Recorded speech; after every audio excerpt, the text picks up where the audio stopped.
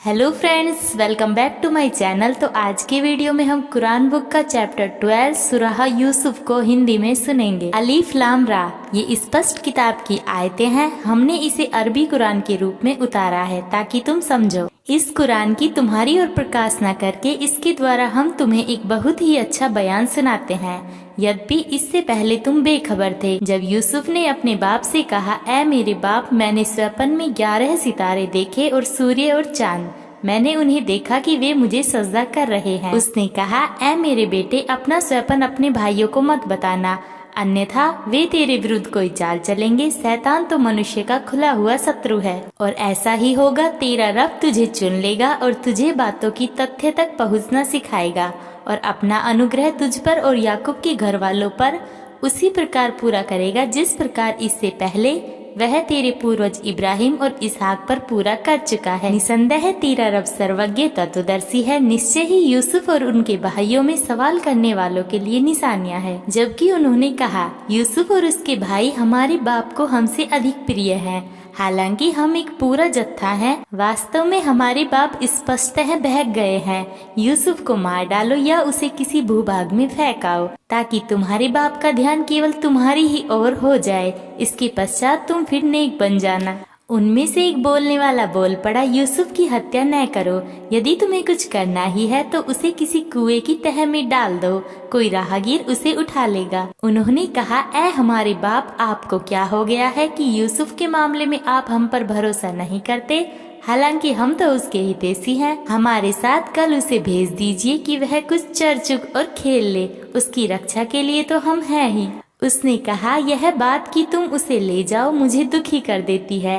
कहीं ऐसा ना हो कि तुम उसका ध्यान न रख सको और भेड़िया उसे खा जाए। वे बोले, हमारे एक जत्थे अर्थात दल के होते हुए भी यदि उसे भेड़िए ने खा लिया तब तो निश्चय ही हम सब कुछ गवा बैठे। फिर जब वे उसे ले गए और सभी इस बात पर सहमत हो गए कि उसे एक कुएं की गहराई में डाल दे, तो उन्होंने वही किया और हमने उसकी ओर प्रकाशना की कि तू उन्हें उनके इस कर्म से अवगत कराएगा और वे जानते न होंगे। कुछ रात बीते, वे रोते हुए अपने बाप के पास आए, कहने लगे, ऐ मेरे बाप, हम परस्पर दौड़ में मुकाबला करते हुए दूर चले गए और यूसुफ को हमने अपने सामान के साथ छोड़ दिया था कि इतने में भेड़िया आया और उसे खा गया। आप तो हम पर विश्वास करेंगे नहीं, यद्यपि हम सच्चे हैं। वे उसके कुर्ते पर झूठ मूठ का खून लगा लाए थे। उनके बाप ने कहा, नहीं, बल्कि तुम्हारे जी ने बहकाकर तुम्हारे लिए एक बात बना दी है। अब धैर्य से काम लेना ही उत्तम है। जो बात तुम बता रहे हो उसमें अल्लाह ही सहायक हो सकता है। एक काफिला आया, फिर उसने पनिहारा को भेजा। उसने अपना डोल जो ही डाला तो पुकार उठा, अरे कितनी खुशी की बात है, यह तो एक लड़का है। उन्होंने उसे व्यापार का माल समझकर छुपा लिया, किंतु जो कुछ वे कर रहे थे अल्लाह तो उसे जानता ही था। उन्होंने यूसुफ को कुछ सस्ते दाम, गिनती के कुछ दिरहमों में बेच दिया, क्योंकि वे उसके मामले में बेपरवाह थे। मिस्र के जिस व्यक्ति ने उसे खरीदा उसने अपनी स्त्री से कहा, इसको अच्छी तरह रखना, बहुत संभव है कि यह हमारे काम आए या हम इसे बेटा बना ले। इस प्रकार हमने उस भूभाग में यूसुफ के कदम जमाने की राह निकाली ताकि उसे प्रतिष्ठा प्रदान करे और ताकि मामलों और बातों के परिणाम से हम उसे अवगत कराए। अल्लाह तो अपना काम करके रहता है, किंतु अधिकतर लोग जानते नहीं। और जब वह अपनी जवानी को पहुंचा तो हमने उसे निर्णय शक्ति और ज्ञान प्रदान किया। उत्तमगार लोगों को हम इसी प्रकार बदला देते हैं। जिस स्त्री के घर में वह रहता था वह उस पर डोरे डालने लगी। उसने दरवाजे बंद कर दिए और कहने लगी, लो आ जाओ। उसने कहा, अल्लाह की पनाह, मेरे रब ने मुझे अच्छा स्थान दिया है। अत्याचारी कभी सफल नहीं होते। उसने उसका इरादा कर लिया था। यदि वह अपने रब का स्पष्ट प्रमाण न देख लेता तो वह भी उसका इरादा कर लेता। ऐसा इसलिए हुआ ताकि हम बुराई और अश्लीलता को उससे दूर रखें। निसंदेह वह हमारे चुने हुए बंदों में से था। वे दोनों दरवाजे की ओर झपटे और उस स्त्री ने उसका कुर्ता पीछे से फाड़ डाला। दरवाजे पर दोनों ने उस स्त्री के पति को उपस्थित पाया। वह बोली, जो कोई तुम्हारी घरवाली के साथ बुरा इरादा करे उसका बदला इसके सिवा और क्या होगा कि उसे बंदी बनाया जाए या फिर कोई दुखद यातना दी जाए। उसने कहा, यही मुझ पर डोरे डाल रही थी। उस स्त्री के लोगों में से एक गवाह ने गवाही दी यदि इसका कुर्ता आगे से फटा है तो यह सच्ची है और यह झूठा है, और यदि इसका कुर्ता पीछे से फटा है तो यह झूठी है और यह सच्चा है। फिर जब देखा कि उसका कुर्ता पीछे से फटा है तो उसने कहा, यह तुम स्त्रियों की चाल है, निश्चय ही तुम्हारी चाल बड़े गजब की होती है। यूसुफ, इस मामले को जाने दे और स्त्री तू अपने गुनाह की माफी मांग, निसंदेह गलती तेरी ही है। नगर की स्त्रियां कहने लगी, अजीज की पत्नी अपने नवयुवक गुलाम पर डोरे डालना चाहती थी, वह प्रेम प्रेरणा से उसके मन में घर कर गया है। हम तो उसे देख रहे हैं कि वह खुली गलती में पड़ गई है। उसने जब उनकी मक्कारी की बातें सुनी तो उन्हें बुला भेजा और उसमें से हर एक के लिए आसन सुसज्जित किया और उनमें से हर एक को एक छुरी दी। उसने यूसुफ से कहा, इनके सामने आ जाओ। फिर जब स्त्रियों ने देखा तो वे उसकी बड़ाई से दंग रह गई। उन्होंने अपने हाथ घायल कर लिए और कहने लगी, अल्लाह की पनाह, यह कोई मनुष्य नहीं, यह तो कोई प्रतिष्ठित फरिश्ता है। वह बोली, यह वही है जिसके विषय में तुम मुझ पर बातें बनाती थी, किंतु ये बचा रहा, और अगर ये मेरा कहना न मानेगा तो कैद किया जाएगा और अपमानित होगा। यूसुफ ने कहा, ऐ मेरे रब, जिसकी ओर ये मुझे बुला रही है उससे अधिक तो मुझे कैद ही पसंद है।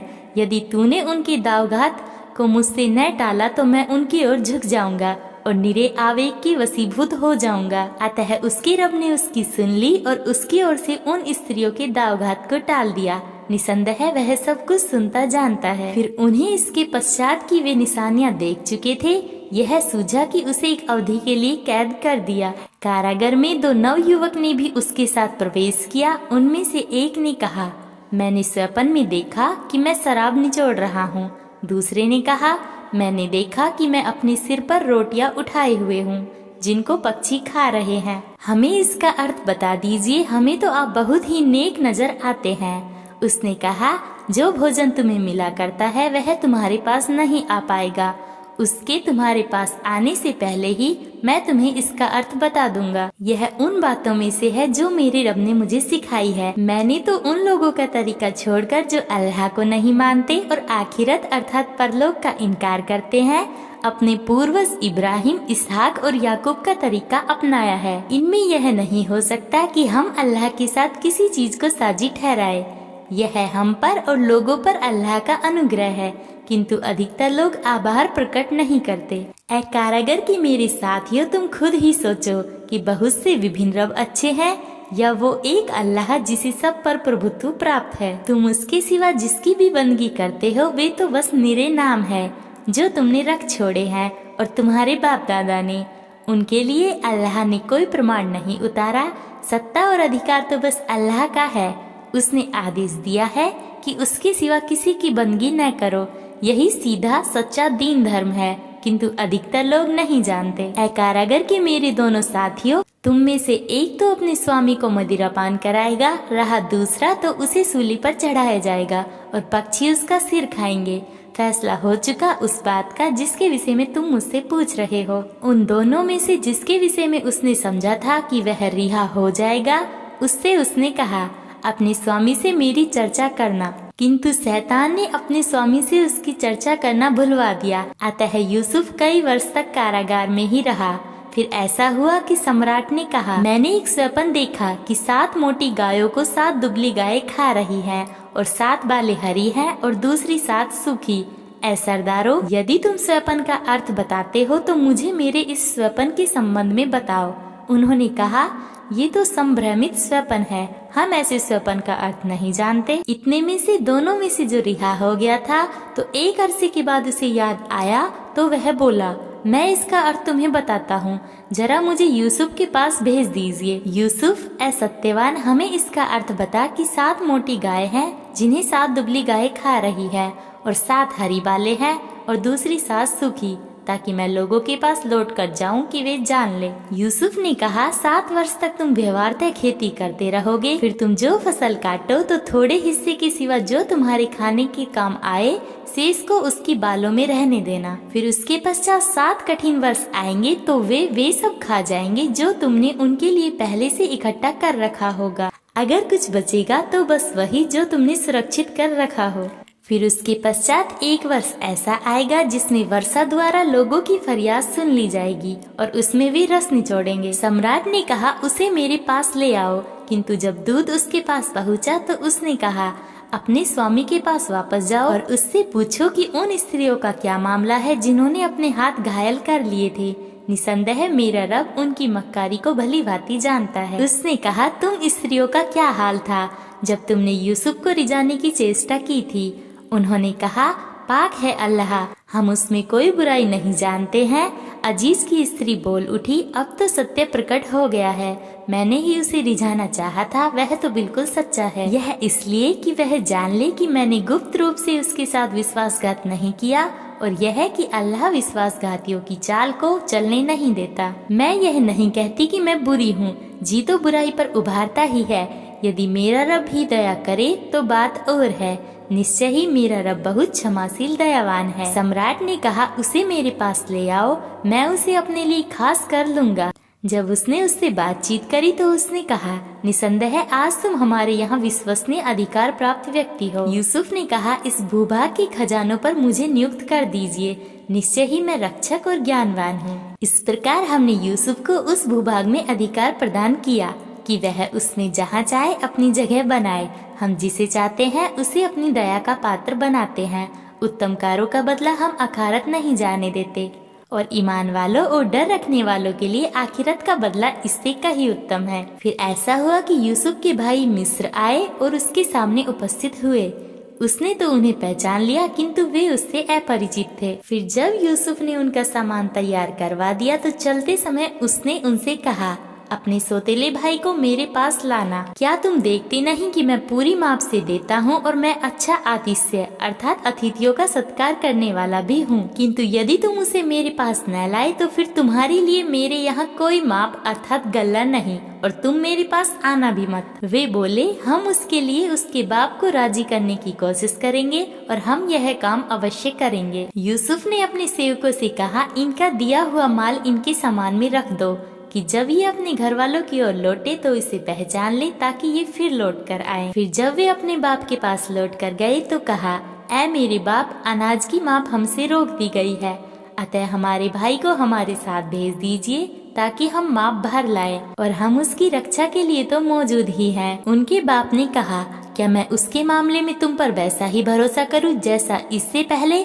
उसके भाई यूसुफ के मामले में तुम पर भरोसा कर चुका हूँ? हाँ, अल्लाह ही सबसे अच्छा रक्षक है और वह सबसे बढ़कर दयावान है। जब उन्होंने अपना सामान खोला तो उन्होंने अपने माल अपनी ओर वापस किए हुए पाया। वे बोले, ऐ मेरे रब, हमें और क्या चाहिए? यह हमारा माल भी तो हमें लौटा दिया गया है।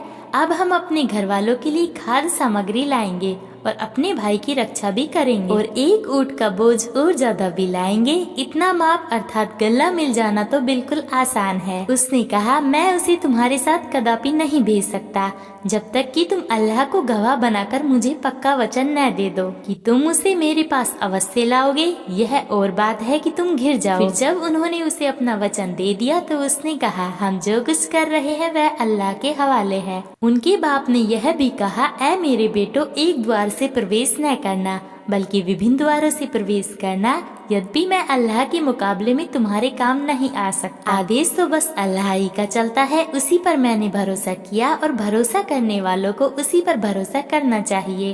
और जब उन्होंने प्रवेश किया, जिस तरह से उसके बाप ने उन्हें आदेश दिया था, अल्लाह की ओर से होने वाली किसी चीज को वह उनसे हटा नहीं सकता था। बस याकूब की जी की एक इच्छा थी जो उसने पूरी कर ली, और निसंदेह वह ज्ञानवान था क्योंकि हमने उसे ज्ञान प्रदान किया था, किंतु अधिकतर लोग जानते नहीं। और जब उन्होंने यूसुफ के यहाँ प्रवेश किया तो उसने अपने भाई को अपने पास जगह दी और कहा, मैं तेरा भाई हूँ, जो कुछ ये करते रहे हैं अब तो उस पर दुखी न हो। फिर जब उनका सामान तैयार कर दिया तो अपने भाई के सामान में पानी पीने का प्याला रख दिया। फिर एक पुकारने वाले ने पुकार कर कहा, ऐ काफिले वालों, निश्चित ही तुम चोर हो। वे उनकी ओर रुख करते हुए बोले, तुम्हारी क्या चीज खो गई है? उन्होंने कहा, साई पैमाना हमें नहीं मिल रहा है, जो व्यक्ति उसे ला दे उसको 1 ऊँट का बोझ भर गल्ला इनाम मिलेगा, मैं इसकी जिम्मेदारी लेता हूँ। वे कहने लगे, अल्लाह की कसम, तुम लोग जानते ही हो कि हम इस भूभाग में बिगाड़ पैदा करने नहीं आए और न हम चोर हैं। उन्होंने कहा, यदि तुम झूठे सिद्ध हुए तो फिर उसका दंड क्या है? वे बोले, उसका दंड यह है कि जिसके समान में वह मिले वही उसका बदला ठहराया जाए। हम अत्याचारियों को ऐसा ही दंड देते हैं। फिर यूसुफ ने अपने भाई से पहले उनकी खुर्जियों अर्थात सामान की तलाशी लेनी शुरू की। फिर अपने भाई की खुर्जी से खोई हुई चीज निकाल ली। इस तरह हमने यूसुफ की सहायता अपने उपाय से की। उसका ये काम न था कि शाही कानून में अपने भाई को पकड़ता, ये और बात है कि अल्लाह ही ऐसा चाहे। हम जिसको चाहे उसके दर्जे ऊंचे कर दें और प्रत्येक ज्ञानवान से ऊपर एक ज्ञानवान मौजूद है। उन भाइयों ने कहा, यदि ये चोरी करता है तो कोई आश्चर्य की बात नहीं। इससे पहले इसका भाई यूसुफ भी चोरी कर चुका है, किंतु यूसुफ ने इसे अपने ही जी में रखा और उन पर प्रकट नहीं किया। उसने कहा, मकाम की दृष्टि से तुम अत्यंत बुरे हो। जो कुछ तुम बताते हो अल्लाह को उसका पूरा ज्ञान है। उन्होंने कहा, ए अजीज, इसका बाप बहुत ही बूढ़ा है, इसलिए इसके स्थान पर हम में से किसी को रख लीजिए। हमारी इस वस्त में तो आप बड़े ही सुकर्मी हैं। यूसुफ ने कहा, अल्लाह की पनाह, दूसरे किसी व्यक्ति को हम कैसे रख सकते हैं? जिसके पास हमने माल पाया है उसको छोड़कर दूसरे को रखेंगे तो हम जालिम होंगे। तो जब वे यूसुफ से निराश हो गए तो परामर्श करने के लिए अलग जा बैठे। उनमें जो बड़ा था वह कहने लगा, क्या तुम जानते नहीं कि तुम्हारा बाप अल्लाह के नाम पर तुमसे वचन ले चुका है और इससे पहले यूसुफ के मामले में जो कुछ तुम कसूर कर चुके हो वो भी तुमको मालूम है। मैं तो यहाँ से कदापि नहीं जाऊंगा जब तक कि मेरे बाप मुझे अनुमति न दे दे या अल्लाह ही मेरे हक में फैसला कर दे, और वही सबसे अच्छा फैसला करने वाला है। तुम अपने बाप के पास लौट कर जाओ और कहो, ऐ हमारे बाप, आपके बेटे ने चोरी की है। हमने तो वही कहा जो हमें मालूम हो सका, परोक्ष तो हमारी दृष्टि में था नहीं। आप उस बस्ती से पूछ लीजिए जहाँ हम थे और उस काफिले से भी जिसके साथ होकर हम आए। निसंदेह हम बिल्कुल सच्चे हैं। बाप ने ये सब सुनकर कहा, नहीं, बल्कि तुम्हारे जी ने तुम्हें पट्टी पढ़ाकर एक बात बना दी है। अब धैर्य से काम लेना ही उत्तम है। बहुत संभव है कि अल्लाह उन सबको मेरे पास ले आए। वह तो सर्वज्ञ अत्यंत तत्वदर्शी है। उसने उनकी ओर से मुख फेर लिया और कहने लगा, हाय अफसोस यूसुफ की जुदाई पर। और गम के मारे उसकी आंखें सफेद पड़ गई और वह घुटा जा रहा था। उन्होंने कहा, अल्लाह की कसम, आप तो यूसुफ की ही याद में लगे रहेंगे, यहाँ तक कि घुल कर रहेंगे या प्राण ही त्याग देंगे। उसने कहा, मैं तो अपनी परेशानी और अपने गम की शिकायत अल्लाह ही से करता हूँ और अल्लाह की ओर से जो मैं जानता हूँ तुम नहीं जानते। ऐ मेरे बेटो, जाओ और यूसुफ और उसके भाई के बारे में पता करो। अल्लाह की सदयता अर्थात रहमत से निराश न हो। अल्लाह की सदयता से तो केवल कुफ्र करने वाले अर्थात अधर्मी लोग ही निराश होते हैं। फिर जब वे उसके पास उपस्थित हुए तो कहा, ऐ अजीज, हमें और हमारे घर वालों को बहुत तकलीफ पहुंची है और हम कुछ तुच्छ सी पूंजी लेकर आए हैं, किंतु आप हमें पूरी पूरी माफ प्रदान करें और हमें दान करें। निश्चय ही दान करने वालों को बदला अल्लाह देता है। उसने कहा, क्या तुम्हें यह भी मालूम है कि जब तुम आवेग से वसीभूत थे तो यूसुफ और उसके भाई के साथ तुमने क्या किया था? वे बोल पड़े, क्या यूसुफ आप ही है? उसने कहा, मैं ही यूसुफ हूँ और यह मेरा भाई है। अल्लाह ने हम पर उपकार किया है। सच तो यह है कि जो कोई डर रखे और धैर्य से काम ले तो अल्लाह भी उत्तम कार्यों का बदला अखारत नहीं करता। उन्होंने कहा, अल्लाह की कसम, आपको अल्लाह ने हमारे मुकाबले में पसंद किया और निश्चय ही चूक तो हमसे हुई। उसने कहा, आज तुम पर कोई आरोप नहीं, अल्लाह तुम्हें क्षमा करे, वह सबसे बढ़कर दयावान है। मेरा यह कुर्ता ले जाओ और इसे मेरे बाप के मुख पर डाल दो, उनकी नेत्र ज्योति लौट आएगी। फिर अपने सब घर वालों को मेरे पास ले आओ। इधर जब काफिला चला तो उनके बाप ने कहा, यदि तुम मुझे भय बातें करने वाला न समझो तो मुझे तो यूसुफ की महक आ रही है। वे बोले, अल्लाह की कसम, आप तो अभी तक अपनी उसी पुरानी भ्रांति में पड़े हुए हैं। फिर जब शुभ सूचना देने वाला आया तो उसने उस कुर्ते को उसके मुंह पर डाल दिया और तत्क्षण उसकी नेत्र ज्योति लौट आई। उसने कहा, क्या मैंने तुमसे नहीं कहा था कि अल्लाह की ओर से जो मैं जानता हूँ तुम नहीं जानते? वे बोले, ऐ मेरे बाप, आप हमारे गुनाहों की क्षमा के लिए प्रार्थना करें, वास्तव में चूक हमसे ही हुई। उसने कहा, मैं अपने रब से तुम्हारे लिए प्रार्थना करूँगा, वह बहुत क्षमाशील दयावान है। फिर जब वे यूसुफ के पास पहुँचे तो उसने अपने माँ बाप को खास अपने पास जगह दी और कहा, तुम सब नगर में प्रवेश करो। अल्लाह ने चाहा तो यह प्रवेश निश्चिंतता के साथ होगा। उसने अपने माँ बाप को ऊंची जगह सिंहासन पर बैठाया और सब उसके आगे सजदे में गिर पड़े। इस अवसर पर उसने कहा, ऐ मेरे माँ बाप, यह मेरे विगत स्वप्न का साकार रूप है। इसे मेरे रब ने सच बना दिया और उसने मुझ पर उपकार किया जब मुझे कैद खाने से निकाला और आप भाइयों के बीच फसाद डलवा दिया था। निसंदेह मेरा रब जो चाहता है उसके लिए सूक्ष्म उपाय करता है। वास्तव में वही सर्वज्ञ अत्यंत तत्वदर्शी है। मेरे रब, तूने मुझे राज्य प्रदान किया और मुझे घटनाओं और बातों के निष्कर्ष तक पहुंचना सिखाया। आकाश और धरती के पैदा करने वाले, दुनिया और आखिरत में तू ही मेरा संरक्षक मित्र है। तू मुझे इस दशा में उठा कि मैं मुस्लिम अर्थात आज्ञाकारी हूँ और मुझे अच्छे लोगों के साथ मिला। ये परोक्ष की खबरें हैं जिनकी हम तुम्हारी ओर प्रकाशना कर रहे हैं। तुम तो उनके पास नहीं थे जब उन्होंने अपने मामले को पक्का करके षड्यंत्र किया था, किंतु चाहे तुम कितना ही चाहो अधिकतर लोग तो मानेंगे नहीं। तुम उनसे इसका कोई बदला भी नहीं मांगते। यह तो सारे संसार के लिए बस एक अनुस्मरण है। आकाश और धरती में कितनी ही निशानियां हैं जिन पर से वे इस तरह गुजर जाते हैं कि उनकी ओर वे ध्यान ही नहीं देते। इनमें अधिकतर लोग अल्लाह को मानते भी हैं तो वे इस तरह की वे साजी भी ठहराते हैं। क्या वे इस बात से निश्चिंत है कि अल्लाह की कोई यातना उन्हें ढक ले या सहसा वह घड़ी ही उन पर आ जाए जबकि वे बिल्कुल बेखबर हो। कह दो, यही मेरा मार्ग है, मैं अल्लाह की ओर बुलाता हूँ। मैं स्वयं भी पूर्ण प्रकाश में हूँ और मेरे अनुयायी भी। महिमावान है अल्लाह और मैं कदापि बहुदेववादी नहीं। तुमसे पहले भी हमने जिनको रसूल बनाकर भेजा वे सब बस्तियों के रहने वाले पुरुष ही थे। हम उनकी ओर प्रकाश न करते रहे, फिर क्या वे धरती में चले फिरे नहीं कि देखते कि उनका कैसा परिणाम हुआ जो उनसे पहले गुजरे हैं। निश्चय ही आखिरत का घर ही डर रखने वालों के लिए सर्वोत्तम है। तो क्या तुम समझते नहीं? यहाँ तक कि जब वे रसूल निराश होने लगे और वे समझने लगे कि उनसे झूठ कहा गया था कि सहसा उन्हें हमारी सहायता पहुँच गई। फिर हमने जिसे चाहा बचा लिया, किंतु अपराधी लोगों पर से तो हमारी यातना टलती ही नहीं। निश्चय ही उनकी कथाओं में बुद्धि और समझ रखने वालों के लिए एक शिक्षाप्रद सामग्री है। यह कोई घड़ी हुई बात नहीं है, बल्कि यह अपने से पूर्व की पुष्टि में है और हर चीज का विस्तार और ईमान लाने वाले लोगों के लिए मार्गदर्शन और दयालुता है।